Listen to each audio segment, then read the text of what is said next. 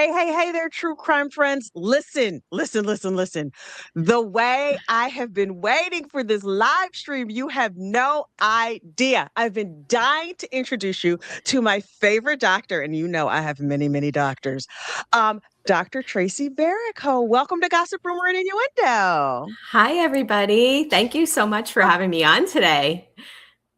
This is so fun. So, look, here's the thing. I'm recording this as a members only live stream. So, the members will be in live chat, but I will, as soon as we're done with this live chat, as soon as we're done with this live stream, I will post this for public so everybody can see it and you can ask all your questions in the chat. For those of you who don't know, I am a 56-year-old gorgeous middle aged woman. Who has struggled through menopause. And somebody recently said, what we need is a menopause doula. And I was like, oh, girl, I have a menopause doula. This woman has absolutely saved my life. And most importantly, saved my sanity. And that is my personal physician, Dr. Tracy Varico. So, Dr. Varico, I asked the demographics of this channel are primarily women who are perimenopause, menopausal age, and their husbands who listen in because they like true crime too secretly. Um, and I said to the ladies, what are your questions? Because I'm going to have Dr. Varico on. And boy, did they hit me with the questions. Are you ready? I'm ready. Bring it on. Okay. So, well, first of all, Dr. Varico is here on YouTube as well as other platforms. She's at Dr. Tracy Varico. Her the link to her YouTube channel will be in the description box of this video, so you can find her. So the big, most important question is HRT, hormone replacement therapy, and breast cancer. Like, will you get breast cancer because you're on HRT? What's the story? Yeah, so this is probably the most common question I'm getting from patients out of fear. And that really stemmed from the 2002 Women's Health Initiative study, or WHI study, which, when it was first released, suggested to the public that there was an increased risk for breast cancer if you used hormone replacement therapy. And unfortunately, no one ever clarified risk and explained the study in detail. Essentially, there was only one type of hormone replacement medication studied. And when we talk about hormone replacement therapy, there's two kinds. There's estrogen and there's progesterone. And in the original study, only the progesterone arm of the study showed a slightly increased risk for breast cancer. And it was specifically a certain type of progesterone called medroxyprogesterone acetate. Now, when we look at the data only showed a 0.08% increased risk for breast cancer, but there were a lot of flaws with the study. So when we look at what does 0.08% mean, it's essentially 8 patients out of 10,000 women who were on hormone replacement therapy for 5 or more years. But the women in that study were 63 years of age on average. And I don't know about you, but I'm not experiencing hormone symptoms starting at age 63. We see that patients actually start presenting with symptoms as early as their mid-30s and definitely by 40s Yeah. and 50s. So there was a lot of issues with the study. That the study design wasn't very good, but they blanketed that if this happens with medroxyprogesterone acetate, then it happens with all hormone replacement therapy, which is really not true. And that breast cancer risk got attached to estrogen falsely. We actually saw in Oh. that study a 30% reduction in breast cancer risk when you take estrogen. So wait, my entire life I had heard that, like, oh, if you take estrogen, you're going to get breast cancer. And so what I'm hearing you say is that that's it's not true and it's No, it's an incorrect read on the data. 100%. My mind is kind of blown right now cuz my whole life I was like, "Oh my god, oh my god, oh my god." And so when we started talking about HRT, I was like, "Ruh-roh." And then estrogen is a very, very, very hot topic. And I believe I personally coined the phrase street estrogen because after I got on it, I was like, you will have to pry this from my cold, dead hands. I had been anxious and hot and this close to stabbing somebody. Um, to it, hot and stabby. And you were like, oh, okay, I got this little patch for you, which was great. And it started working, and we finally did the blood. Did blood tests. We got my levels right, and then the pharmacy was like, "Yeah, so we don't have that." And I was like, "No, no." And so I reached out to my girlfriends, and I was like, "Okay, y'all, I'm going crazy. I need estrogen." And I started to see in Facebook groups, women were saying, I can't find it either. And other ladies were like, oh, I went from this form to that form, so I have leftovers. So there became a very brisk trade in people giving to their friends their old estrogen, which I term street estrogen. In fact, this concept has gotten so popular. I found somebody on my channel sent me a short about it. Let me play this. I need the good stuff. Relevant. How'd you hear about me? That Facebook group, Perimenopause one. What are you looking for? Patches, 0.1 milligrams twice a week. All right, be cool. I got the Vivel dot, got the Climera, got the generic for a price. Do you have the estradiol 0.1 or not? This real? Straight from the compounding pharmacy. Lady drove it here herself. I've been to 6 pharmacies. Please, they've been out since March. You want the good stuff, you gotta pay. I got cash. No one uses that anymore. What else you got? A Costco membership. Meh. Executive membership. And? My Shell Platinum Fuel points. And I got $17 left on the Chipotle gift card. okay, deal. I just wish men knew how hard this is for women. Lady, if this was a man's problem, they'd put estrogen in the water supply. See ya. Son's got a T-ball game. Estrogen in the water supply? That'd be amazing. Never have a hot flash again. Honest to God, like, yeah. Yeah, 100%. That I saw that and I was like, oh my gosh, yes. Yeah. And I am not ashamed to admit that I am the owner of some street estrogen that I got from a good girlfriend who shall remain nameless because apparently it's illegal to trade in estrogen in back alleys. Please enlighten us on the efficacy and the legalities around street estrogen.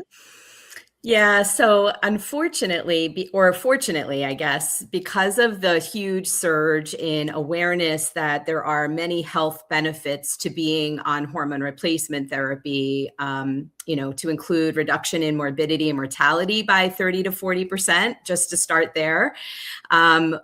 There's been a surge, obviously, in women getting these prescriptions. And of course, the pharmaceutical industry has not been keeping up at all. And so women are like doing whatever they can to get what they need. And so I've been teaching women that there are a lot of forms of topical estrogen available.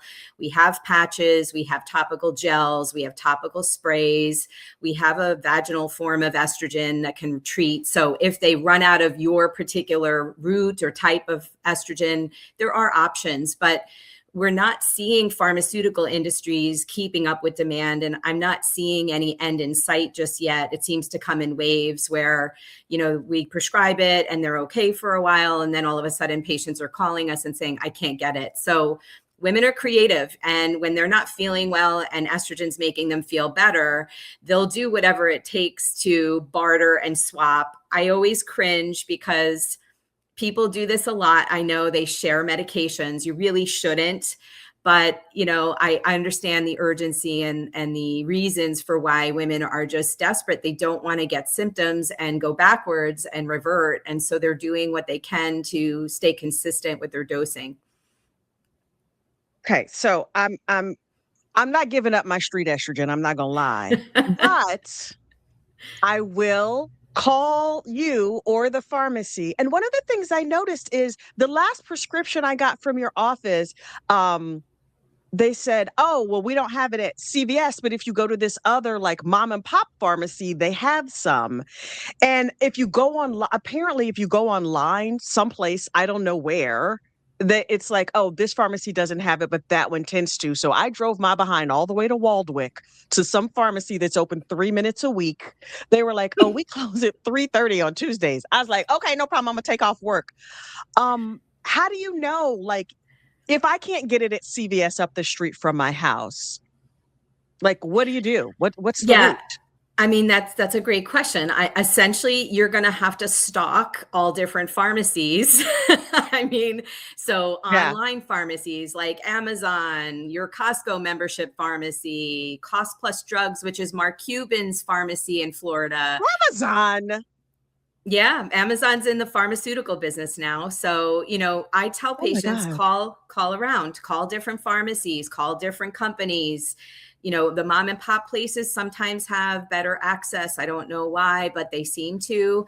And everywhere you call, the price is going to be different. So ask about prices as well. You should not be paying an arm and a leg for your hormone replacement therapy. It should cost you about $150 for a 3-month supply. Anything more than that, you're getting ripped off, really. I mean, it's a generic drug, and so it should not be very expensive.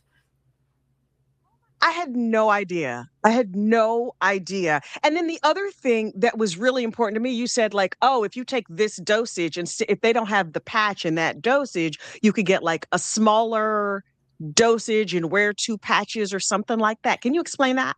Yeah, sure. So, we have several dose tiers. So if say you're on a 0.05 patch, but they don't have it, they make a 0.025 patch. So if you wore 2 of those, it would equal 0.05. So I tell people, do the math. And if they have the other patch dosings available, you can wear 2 of them. It's okay. That just adds up to your dose. So again, just being creative and trying to figure out how can you get what you need. Yeah, yeah, that's amazing. Amazing. So the other big question around HRT in general that I got over and over and over when I asked for questions is, will I be on HRT for the rest of my life? So that's a great question. It really is an individual answer. So the Mm. guidelines currently say there is no age limit to when you can start hormone replacement therapy, but there's also no age limit to where you have to get off. And it really depends on, does the benefit outweigh the risk of hormone replacement? Although the risks are super small, and those risks can be things like heart attack, blood clots, and stroke risk if you're taking oral estrogen, but that doesn't apply when you're on topical estrogen at all. So years ago, again, back to that study, we only looked at oral estrogen in the study. And even then, it was a 1% risk, very, very small. But when we use topical estrogen, there is no clotting risk at all. So we're no longer telling patients as you age, your clotting risk goes up naturally. And then if you layer on oral estrogen, that's another risk potentially. We're telling patients there's no risk any longer. So we don't need to worry about that clotting risk with topical estrogen. So essentially, I don't know about you, but I am never coming off of my hormone replacement therapy. Again, I'm going to go to my grave with it in my hands because it has changed my life drastically in terms of symptoms. Now, for your listeners who maybe have estrogen positive breast cancer and they can't take hormone, please know you're not left out of this conversation. There are tons and tons of options to treat your symptoms and lower risks that come with aging and loss of hormones. So you're not out of the discussion. And for those of you, which I saw in the chat, are having side effects from their progesterone or from their estrogen, there are options. And so these are very intimate discussions that we have in the exam room with our patients. Okay. I always also had heard like clots, clots, clots. You're going to have a stroke, whatever. I did not realize. Well, first of all, I didn't know you could take estrogen orally because I've only ever had it in a patch and my mom had it in a patch. I just thought it was a patch thing. No, there's a lot of formats. Okay, well now I know. And they're generic, so I refuse to get railroaded into paying a whole bunch of extra money if I don't need to. Excellent information. Now, how do you know if you need any of this stuff? Like, is it a blood test? Is it just a feeling? What if all your blood tests come back normal? Like, how do you know? Great question. So your decision to know if you need hormone replacement therapy boils down to your clinical symptoms. So Mm. the top clinical symptoms of perimenopause are fatigue, believe it or not, Certainly heat intolerance of any kind. So whether it's just feeling hot or flushed, hot flashes, night sweats where you're breaking out in sweats during the day or nighttime, brain fog, trouble focusing and finding your words, sleep disruption obviously is a big one. A lot of people don't recognize the musculoskeletal symptoms of menopause, which are things like stiff joints, aches and pains, frozen shoulder, hip pain, back pain. Those are all related to low estrogen. So your symptoms drive whether or not you're a candidate for treatment. Yes, we sometimes check blood, but in all honesty, if you haven't had a menstrual period for more than a year, then by definition, you're menopausal. We don't need to check your hormone to know that your estrogen's low because you haven't menstruated. So a lot of people get caught up in the perimenopausal phase when they're still menstruating, and their doctor will check their blood work and say, oh, it's normal. And I tell patients that doesn't mean on the whole that your hormones are normal. It may just be one data point that happens to come back fine. But if you were to collect that over time, you would probably see episodes where your hormones are really low. It's your clinical symptoms that drive that diagnosis and decision to treat. That's amazing. So what age group, like, are we talking about 25-year-old women, 45-year-old women? At what point do I know that, like, my fatigue and achiness and whatever is not just I'm not getting a good night's sleep, and it's something more, like I need to talk to my doctor about HRT or whatever other treatment I choose? Yeah, so the symptoms can present as early as your mid 30s. That shocks a lot of people. By Oh your my God. 40s, the majority of women in their 40s are already having and showing signs of low progesterone. That's the first hormone that starts to drop off. And that presents with things like changes in your menstrual cycle frequency, or it's heavier than usual, or you're bleeding longer in between cycles, even potentially. And so I tell patients as early as your mid 30s, definitely by your 40s. Average age for menopause for 50% of women is 51. So, that's a bell curve. There's certainly some women that are still menstruating after 51, but definitely in that whole 40 to 50-year-old trajectory, that's the bulk of when most women are presenting. Okay. I always thought this is an old lady thing, and I very much do not feel like an old lady. And one of my earliest symptoms, and I don't know if this is perimenopause or not, was anxiety. Like, I'm not naturally an anxious person. I'm sort of, this is my personality all the time, as you know, and as people who are members of this channel, God knows they know, bless them. But I just was like, I was so anxious to the point of tears. And so, like, what was with the anxiety? Yeah, so another great question. Mood disorders occur in 70 to 80% of women going through perimenopause. That's a huge number. Even if you have pre-existing diagnosis of depression or anxiety, we see things like irritability, short-tempered, anger, mood swings, anxiousness, panic attacks, and obviously depression symptoms. And so that's related to both estrogen and progesterone. Progesterone is what I call nature's Xanax. It helps women feel calm and relaxed, and their mood is more, at ease. It helps with their sleep. So obviously when you're not sleeping well, your frustration tolerance is not going to be there. Your willingness to be more patient isn't going to be there. But estrogen also affects the brain negatively when it drops as well. It affects the cognitive centers of the brain, that ability to find your words and to, speak, and also mood. So again, they're both related. And so I find when we treat patients, they sometimes get misdiagnosed by their primary care as having anxiety or depression, which certainly that could be a diagnosis, but the studies are showing that a lot of those women get put on an antidepressant or an anti-anxiety medication when in fact they would actually do better on hormone replacement therapy and probably wouldn't have needed some of those medications to begin with.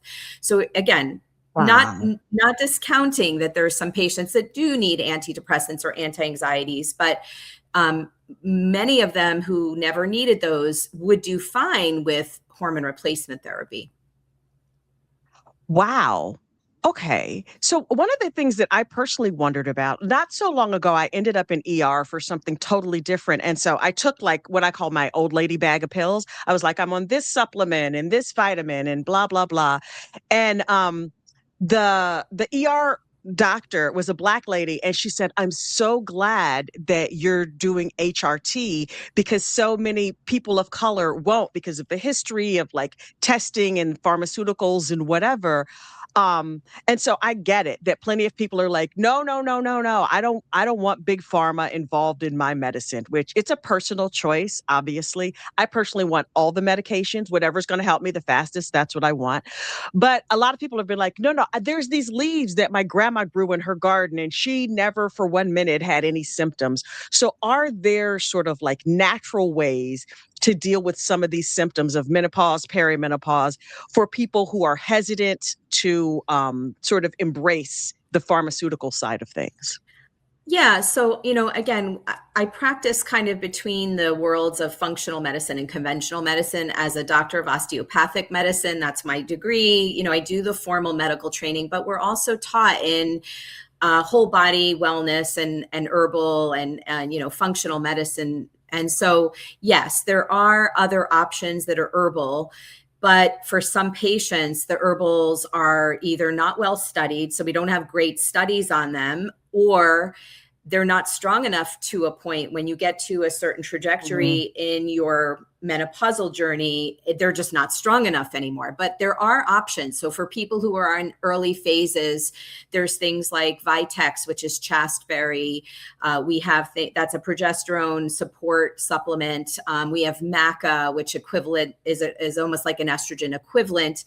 We do have studies on soy and black cohosh showing they're not helpful. I know they're sold and they're advertised, but we actually do have data on those showing they're really not helpful. Wow. But then, like I said, there are other supplements we use that we just don't have good studies. And most of that is due to the fact that in general, out of the trillions of dollars spent on medical studies, only 1% of that is used for women's health in general, not even menopause.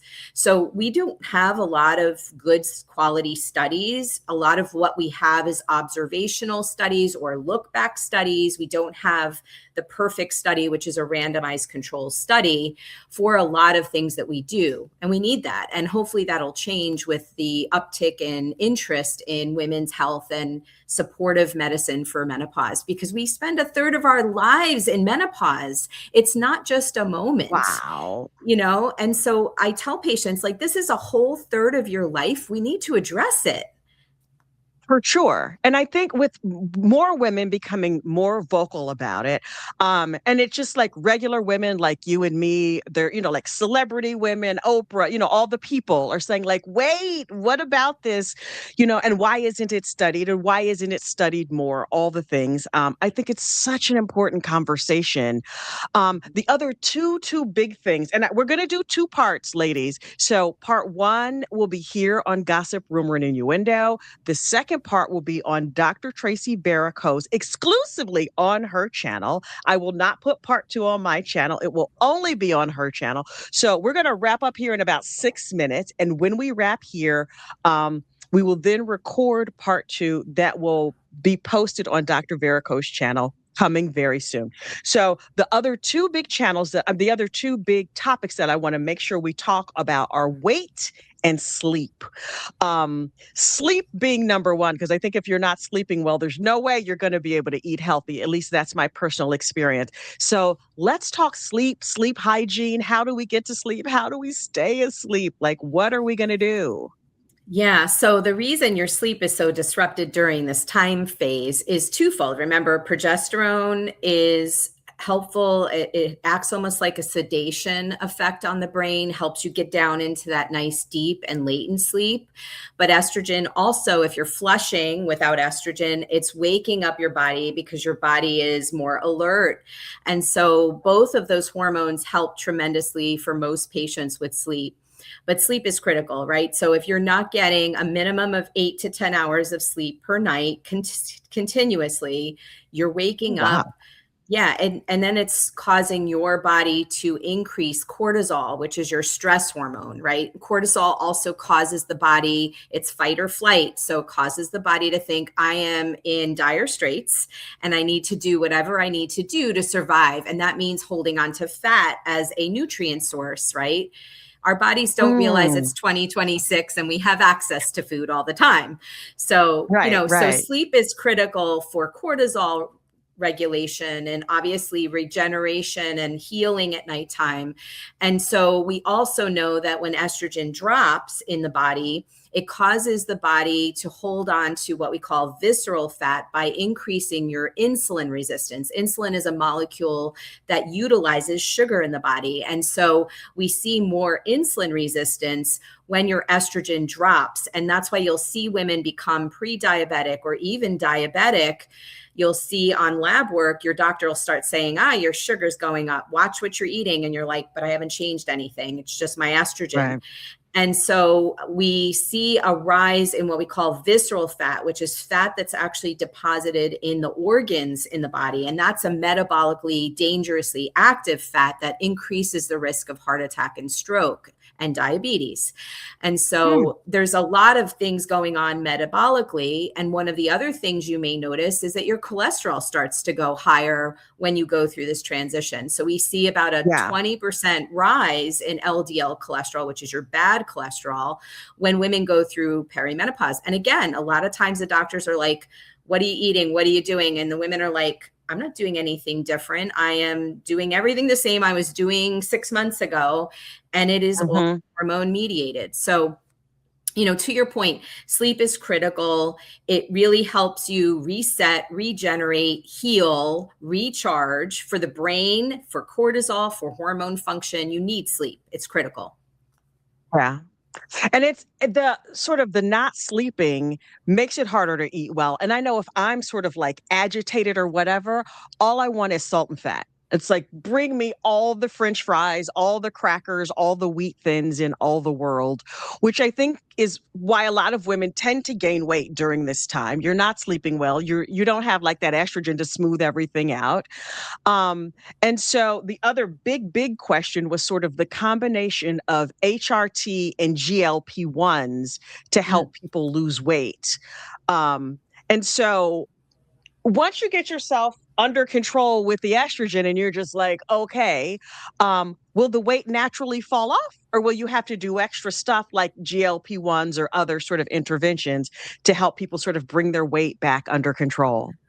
Yeah, that's another great question. So I tell patients all the time, estrogen isn't going to fix all your problems. You're not going to lose 30 pounds just by going on estrogen. There's several pillars that need to be addressed. And certainly hormone is one of the pillars, but exercise, movement, and especially weightlifting and really focusing on true weightlifting with aerobic exercise.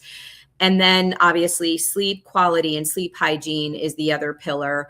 But, when you talk about weight loss and then pairing it with GLP-1, there are some patients that will benefit from going on a GLP-1 medication. And we do have studies that do show when women are on a GLP-1 medication by itself, they'll lose some weight, but they'll actually lose more weight when they pair it with their hormone replacement therapy. So they work synergistically because the estrogen is helping with that insulin resistance, right? And so is the GLP-1. And the reason why you're craving more sugar, salt, and fat when your estrogen is deficient or when you're not sleeping well, your body is like, okay, we're not getting the rest we need. We're not able to make the energy because we don't have the building block tools like hormone that we need and nutrition if you're not getting the right nutrition. And so therefore, we're just going to the brain's going to tell you, I'm looking for more energy. So quick energy is things like sugar that converts quickly to energy, but it also goes quickly. So, I tell patients you need to eat more protein and you need to eat a lot more fiber. We're not getting enough fiber in general in our American diet. And so you need to do these things in order to tell the brain there's plenty of nutrition, there's plenty of nutritional energy, but we need to work on these other pillars in conjunction with that. So again, it's a whole body approach. There's not one thing. It's not a one thing fix all. God, I wish there was a one thing fits all. Like, I know. let me just do this one little thing, and then I'm going to live happily ever after. Okay. This was Easy button. so informative. Right. Honest to God, I totally need an easy button for all of my healthcare needs. Yeah. This was so important. It's such an important conversation. I love having early morning coffee chat with my menopause doula, Dr. Tracy Verico, in Paramus, New Jersey. Offices in Paramus, New Jersey. I saw somebody in the comments say, "Are you taking new patients?" The whole idea of this was just to get education out there. But if you're taking new patients, don't let them take my spot. That's number one. But number two, let the people know if they want to meet with you personally, how they can do that. Yeah, you're welcome to. We are taking new patients. Everybody in our office is trained. We have several different practitioners, and I trained them all on hormone management and menopausal management. You can go to our website. The practice name is Bona Dea Gynecology, and then you can click an appointment, and we have 2 appointment tracks you can choose from. One is for menopause, one is just for general GYN care. You certainly can follow me on Instagram at Dr. Tracy Verico, and obviously my YouTube channel as well, where I am constantly putting out information. You can sign up for our newsletter on my website. It goes out every Sunday, and I put in things about health and wealth for women, because for me, it's about education, advocacy, and empowerment for women. Awesome. This conversation will actually continue on Dr. Tracy Verico's channel. Also, links for all the links for all things Dr. Verico will be in the description box of this video. And one thing I think you told me this once before, and I don't know if it's still accurate, so correct me if I'm wrong, that for women who don't live in the New York tri-state area, you do like virtual appointments or something like that. Telehealth, I guess? Yeah, so we're working on getting licensed in all 50 states, so we can do telehealth literally anywhere in the US. As of right now, I only have a New Jersey license. So if you see me in New Jersey, you can do a telehealth. But otherwise, right now, we don't have the ability to see you out of state. But there are other providers that are well-versed in hormone replacement therapy. I'm happy to give you some resources, or you can take my resources to your physician who unfortunately may not have the training in HRT, but I'm always happy to get on the phone with another colleague and educate. The more doctors that understand the research and what the data really shows, the more women are going to be able to have access to treatment. And I also have a couple programs online, Defy Menopause for women, that teaches you everything you need to know about menopause and perimenopause. And then I have one for clinicians. They can take my course and they can learn everything they need to know about HRT. That's amazing. Okay, thank you. We're going to wrap here. Part 2 on Dr. Tracy Verico's channel coming soon. Ladies, thank you so much. And we will answer all the rest of the questions in part 2. We'll see you soon. Bye-bye.